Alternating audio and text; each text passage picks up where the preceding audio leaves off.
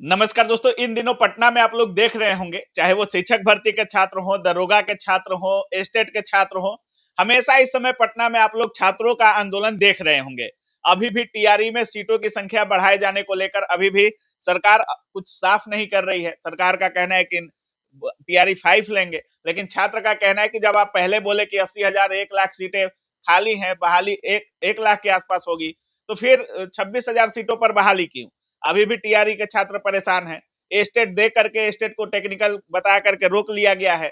Estate वाले अलग परेशान हैं। तो सारी चीजों पर बात करेंगे। सुनने में आ रहा है कि फिर से शायद आंदोलन करने वाले हैं छात्र। सारी चीजों पर बात करेंगे। हमारे साथ नवीन सर हैं। सबसे पहले सर स्वागत है आपका। जी, बहुत-बहुत धन्यवाद। सर टीआरई में हो क्या रहा है? जैसे अभी पटना की अगर बात करें, आंदोलन का हब बनते जा रहा है। कभी दरोगा वाले उतरते हैं, कभी पुलिस वाले आते हैं, कभी टीआरई वाले आते हैं, कभी एस्टेट वाले आते हैं। अभी टीआरई में क्या समस्या है? नहीं, सब गलती सरकार की है कि आप भरोसा दे करके बैक होते हैं, भरोसा दे करके बैक होते हैं। अच्छा। आज मान लीजिए कि जो छात्र पिछले 1 साल, 1.5 साल, 6 महीने से लगातार तैयारी कर रहे हैं इस भरोसे पर कि कम से कम 1 लाख वैकेंसी, 1,20,000 वैकेंसी, 80,000 वैकेंसी देने का सरकार वादा की है, तो उतना वैकेंसी तो कम से कम इलेक्शन से पहले देगा ही देगा। और लास्ट मोमेंट में जाकर के आप 28,000 के समथिंग वैकेंसी पे जाकर रोक देते हैं। तो आखिर छात्र क्यों नहीं परेशान हो? आप एस्टेट का नोटिफ़िकेशन दे करके फिर ड्रॉप कर देते हैं कि टेक्निकल रीज़न की वजह से इसको कुछ दिन के लिए ड्रॉप किया जाता है। इसके बाद आप लाइब्रेरियन का भी आप इश्यू उठा लें, लाइब्रेरियन के बारे में भी लगातार आप आश्वासन दे रहे हैं कि अगले हफ्ते हम लाइब्रेरियन एलिजिबिलिटी टेस्ट यानी उसका पात्रता परीक्षा ले लेंगे।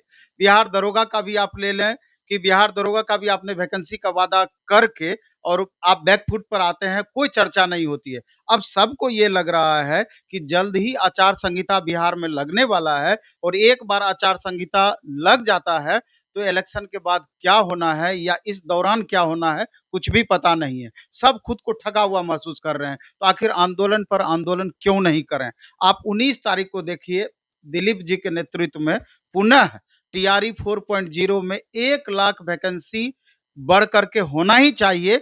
इन चीज़ों को लेकर के आंदोलन का आगाज रखा गया है। 19 तारीख को पटना कॉलेज फील्ड से 10 बजे से पुनः फिर से आंदोलन किया जाएगा और इसी आंदोलन में एस्टेट को लेकर के भी मुद्दा उठेगा कि आखिर एस्टेट का नोटिफिकेशन को क्यों रोका गया है। उसके बारे में भी सरकार को क्लियर करना ही करना है। लेकिन बहुत सारे टीआरई वाले छात्र विरोध करते हैं एस्टेट वालों का। एस्टेट वाले छात्र टीआरई वालों का विरोध, मतलब समझ में नहीं आ रहा। एस्टेट वाले भी शायद 18 को आंदोलन ऐलान किए हैं। तो एक ही चीज का मांग, जैसे एस्टेट हो जाए तो टीआरई वालों को क्या दिक्कत है? नहीं, नहीं, दोनों में कहीं कोई कन्फ्यूजन नहीं है, कोई भी दिक्कत नहीं है, थोड़ा समझने का उनको कुछ-कुछ छात्रों को फ़र्क है और आपस में लड़ने का कोई मतलब भी नहीं है, इसलिए दोनों छात्रों को हम कहते हैं, एकजुट होइए और इस बात को लेकर के आवाज़ उठाइए कि टीआरई 4 में 1,20,000 वैकेंसी होना ही चाहिए, इस बात को लेकर के। और जैसे ही अभी कोई भी वीडियो बनता है, हम बनाएँ कि दूसरा कोई वीडियो बनाए, उसके नीचे आप एक ही कमेंट देखेंगे, सारा नेगेटिव कमेंट कि वैकेंसी इंक्रीज क्यों नहीं हो रहा है?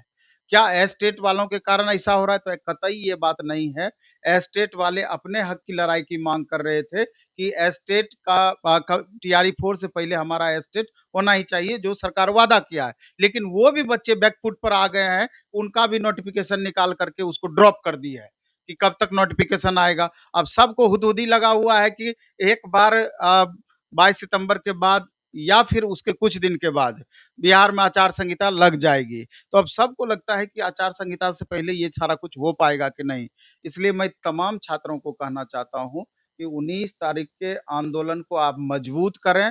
बिहार के अलग-अलग जिले से 38 जिले से जिस तरीके से आप एस्टेट का हो या टीआरई 4.0 की वैकेंसी में बढ़ावा को इंक्रीजमेंट को लेकर के 1,20,000 वैकेंसी बढ़ना ही चाहिए। इस आंदोलन में आप लोग इतना बढ़-चढ़ करके भाग लिए, फिर एक बार जस्ट आचार संहिता से पहले एकजुट होने की ज़रूरत है कि सरकार को पता चलना चाहिए कि निश्चित रूप से अगर आप वैकेंसी नहीं बढ़ाते हैं, तो हम लोग भी इलेक्शन के लिए तैयार हैं, अच्छा। निश्चित रूप से। मतलब सरकार पे दबाव देने के लिए बोल रहे हैं, या आप तैयार हैं अगर एस्टेट टीआरई 4 नहीं मिलता है तो वोट नहीं दीजिएगा? स्वाभाविक सी बातें हैं कि लाखों लाख कैंडिडेट है। आप वादा करके मुकर जाइएगा तो छात्र अपने वादे से क्यों नहीं मुकरेगी? अगर आप दे देते हैं, वैकेंसी बढ़ा देते हैं, यकीन मानिए कि यही छात्र आपके अलग-अलग विधानसभा में जाकर के आपके लिए वोट माँगेंगे और नहीं तो उसका विरोध भी करेंगे अलग-अलग शिक्षा विधानसभा। मंत्री जी कह रहे थे कि टीआरई 5 में हम ऐड करेंगे सीटों को और टीआरई 4 में हम इतना ले ही रहे हैं। नहीं, नहीं, वो तो उस कंडीशन में था कि अगर एस्टेट टीआरई 5 से पहले आता, तो वैसे कंडीशन में था कि वैकेंसी को हम 2 भागों में बाँटेंगे 50,000 50,000। यहाँ तो एस्टेट भी आप पहले लेने की बात कर रहे हैं और वैकेंसी को भी सीधे 1/4 पे ला करके आप छोड़ दिए। तो कतई कोई भी छात्र खुश नहीं है और छात्र इस पर कमेंट भी करेंगे 19 तारीख के आंदोलन को लेकर के कि आंदोलन में आप सिर्फ यूट्यूब पर हुआ करने से नहीं होगा, बल्कि दिलीप जी के हाथों को मजबूत करना है और तमाम शिक्षक हों या छात्र हों, उस दिन ज़रूर आंदोलन में पहुँचे। शिक्षक एक हैं इस आंदोलन में। बिल्कुल 100% एक हैं। धन्यवाद। धन्यवाद आपका।